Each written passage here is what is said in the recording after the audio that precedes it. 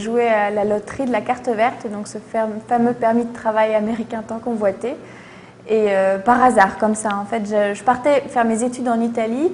Donc au départ, je ne comptais pas forcément partir aux États-Unis, mais je me suis dit, il y a une loterie, c'est drôle, pourquoi pas.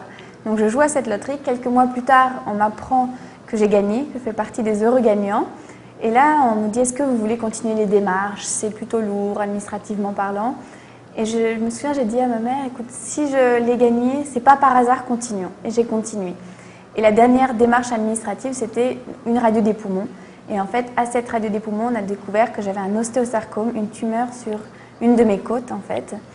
Et c'est vrai, là, qu'est-ce que je me suis dit? Je me suis déjà gagnée à la loterie. C'est très rare. Ça m'a permis, quelque part, de gagner mon permis de vivre.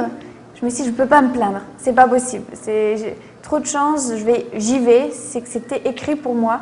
Et peut-être, je me suis dit aussi, si ça m'arrive, c'est que j'ai assez de force et d'énergie pour l'affronter. Donc, le monde ne s'est pas écroulé. Non, je me suis dit, même si j'avais dans ma famille des personnes qui sont décédées d'un cancer, je ne me suis pas dit non, je n'ai pas pensé à la mort. J'avais trop de désirs. Je n'avais pas rencontré l'homme de ma vie. Même professionnellement parlant, je ne m'étais pas accomplie. Je me suis dit le cancer ne va pas prendre le contrôle de ma vie. Je me suis dit, si je flanche, on va tous flancher. Et ça allait être trop dur pour toute ma famille. Donc j'ai gardé cette force, cette énergie, l'humour aussi parfois, pour pas qu'on s'effondre tous. Il fallait qu'on se porte. Et c'est vrai, un jour, quand je suis à l'hôpital, je me retrouve seule. Là, j'ai plus besoin, disons, de rester forte. C'est vrai que je me dis, allez, tu peux te lâcher, enfin, lâche-toi aujourd'hui, tu peux pleurer. Mais heureusement, enfin, il y a des moments comme ça, on a besoin un peu de se laisser aller. Mais ça ne veut pas dire qu'on ne peut pas rester positif après. Pendant cette période de doute, est-ce que vous avez été amené à aller vers des gens vers qui vous ne seriez pas allé dans notre circonstance, par exemple? C'est sûr que déjà on fait un peu le tri, on va à l'essentiel et on rencontre des personnes plus authentiques, plus vraies. Et aujourd'hui, c'est ce qui m'intéresse. Vous avez recherché ça. On y reviendra d'ailleurs pour la chute de cet entretien, parce que cette phrase de la fin est touchante.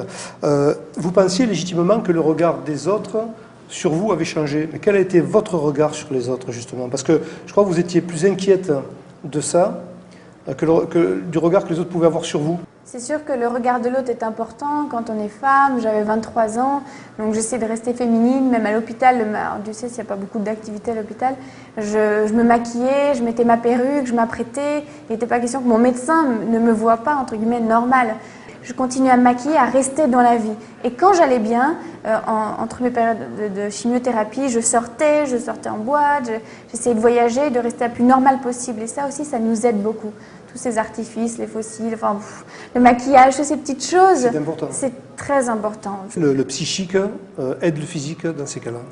On dit qu'on peut être acteur de sa guérison et j'y crois beaucoup. Puis on me l'avait dit auparavant, on m'avait dit écoute, il faut que tu trouves la force en toi, ça t'aidera, ça s'est vu, ça a été prouvé.